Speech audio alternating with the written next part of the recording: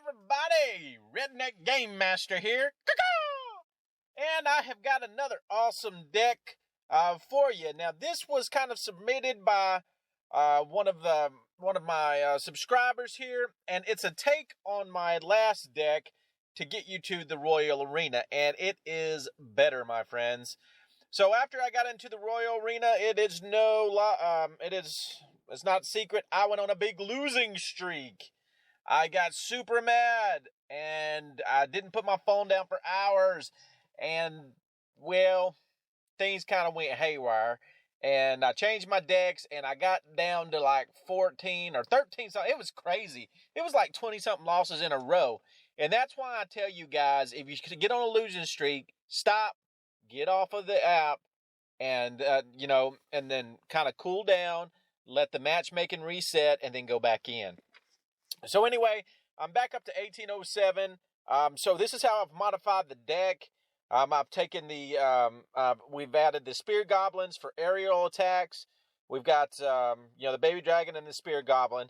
Also, I've traded out my arrows for fireballs. They seem to be doing a lot better that way. And plus, I can take down a tower right at the end. And I'm just going to show you guys kind of how I've been working with it.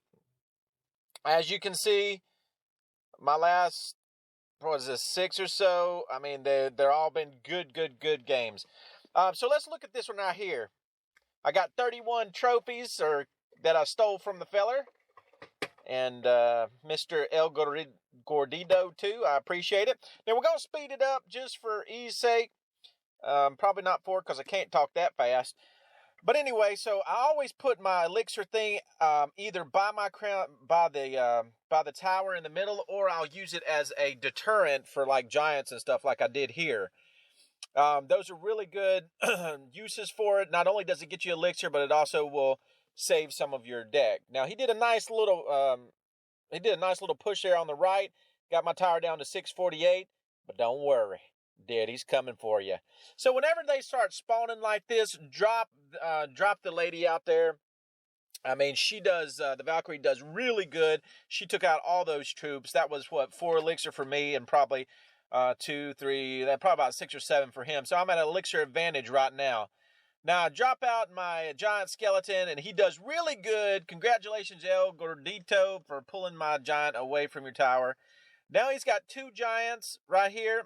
Most people will get a little worried. I'm not. I throw a Valkyrie on one, and then I throw out my barbarians on the other one, and they do some damage. Now, he's got both of my towers down right here, and I got to kind of watch out.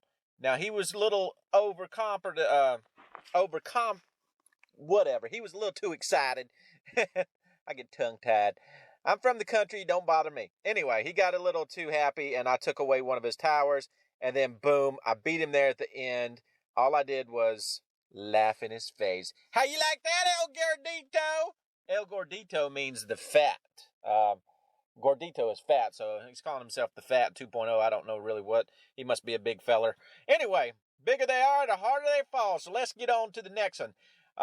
If you guys don't know, I am in a clan called Bazinga. I love that word, and that's why I joined that clan. And they're actually a pretty good clan. They do really well. So here's the other one. Now, use this deck, fellers, to your advantage, all right?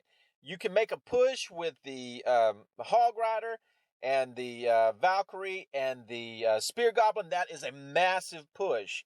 I usually try to let them do the first push, and then I'll come back with something like that. Now, I did my alternative push over here on the right side. I did my Hog Rider and Barbarians, and you see, look, I got it down to 464 in one push, all right? So right now I'm feeling pretty confident, but one thing, when you get their tower down, a lot of people want to rush over and kill that tower. Take your time, baby. Go ahead, build up your elixir. Go ahead and play defensive a little bit and watch out because he can do a push at any time. Now you see I snuck my Hog Rider in there and boom, got the win. Now here's what I'm talking about with the aerial. I throw my dragon out, and I also throw out my Spear Goblins and place another elixir tower. It pulls them back. Let me pause this. It pulled the balloon over to the other elixir. So he had no chance of winning right there with that thing. So I just took his push And now I've made it my own push with the dragon and barbarians. Slow this back down. So while my dragon's working on the other side, I've already dropped another dragon. Now here we go. He's put out the balloon again. Now usually this deck would have been super not so good at aerial attack. He probably would have beat me. But what I've done is I put out the elixir in front. So now he's going to go that way, and I've put out my spear goblins. So let's see what happens. Spear goblins are like, gotcha, buddy. And so I'm going to throw out my barbarians to combat his... I want to say something right here again. If you didn't notice, he threw out together a prince and a wizard. He did that because he probably knew I was going to throw barbarians. Most people throw the barbarians right on the prince. Don't do that when there's a prince and a knight coming at you. Put all your barbarians on the wizard, because what'll happen is the prince will turn around and come back, but you've already killed the wizard, which can kill all your barbarians in just a couple seconds. So now I've effectively taken his push. I've made it my own with a Valkyrie and still one of the barbarians and a Hog Rider, folks.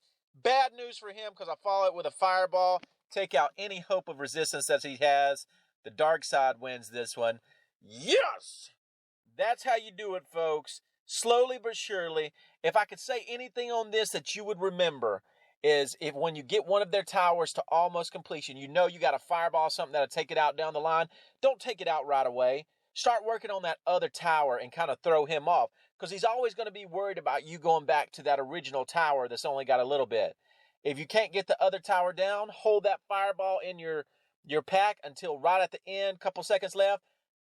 First, I throw out a smiley face to kind of rub it in their face. Then, boom, then I hit him with the Fireball and blow his stuff to bits. There's body parts flying. There's stones everywhere, and he's over there crying. And I say, bazinga!